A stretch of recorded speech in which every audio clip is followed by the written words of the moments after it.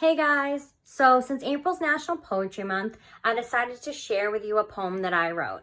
I love reading and writing poetry, but I normally don't share my poems with many people, but today I decided, why not?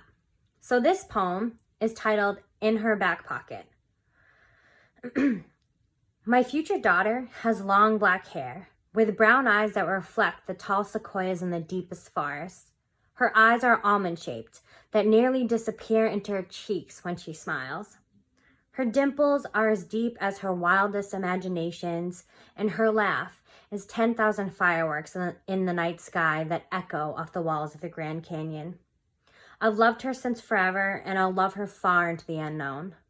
As she claps, the world spins on its imaginary axis, and I begin to spin around her because she's become my whole world. I know her name, her fingerprints, and the way the back of her neck smells. I know when she's about to cry and let the raindrops fall without a pink umbrella to catch them. If you were to put her face next to mine, you'd think we were twins at one point. When she's scared, the clouds in the sky begin to rumble, sending lightning to the ground to let people know about her worries. She's shy, but beneath her is so much curiosity it can make the Empire State Building shake. When she's scared, you can feel her emotions across the Atlantic Ocean, and if she calls you, you can hear her from the depths of the Mediterranean Sea.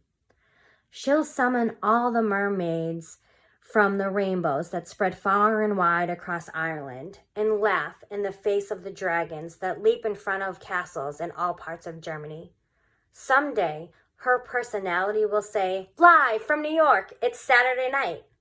And when she eats breakfast, she'll roll her eyes at all my jokes so much that the wheels in our car will move 3 feet back.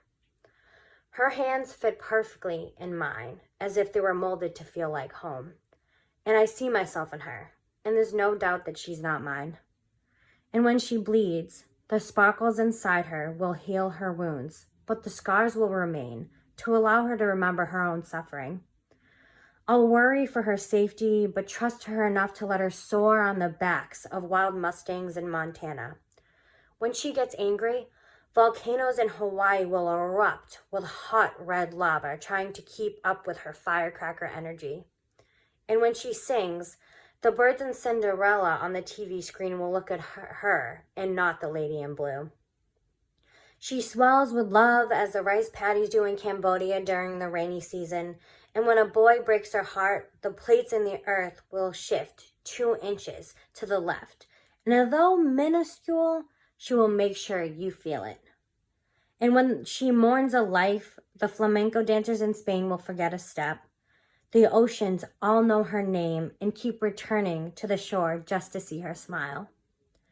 When night falls, and the unicorns have gone back to sleep, she'll ask you to tell her a bedtime story. The sirens at sea will stop singing to calm the ocean, and her dreams will begin to prep inside her head. She wants to hear the one about the time that she painted her dreams on my grandmother's hands. They were the colors of her own heart and filled with confidence, pride, and thought. The reds felt love while the pinks smiled back, and the dark blues wished my grandmother could stay a little longer.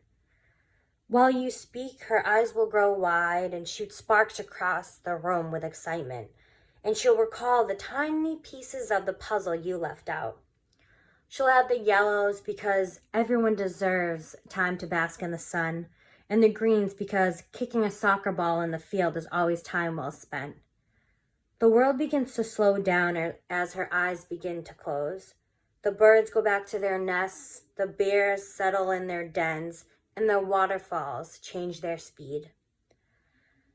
And while she yawns, the snow falls a little harder over Mount Everest, and your yawn follows suit. You'll gently tuck her in, and as you kiss her forehead, she'll look up and ask, "Mama, do you stop believing in the moon when the sun comes up?" And you'll smile without an answer because she's already thinking up a life big enough to keep the people curious and the world going round, but small enough to fit in her back pocket.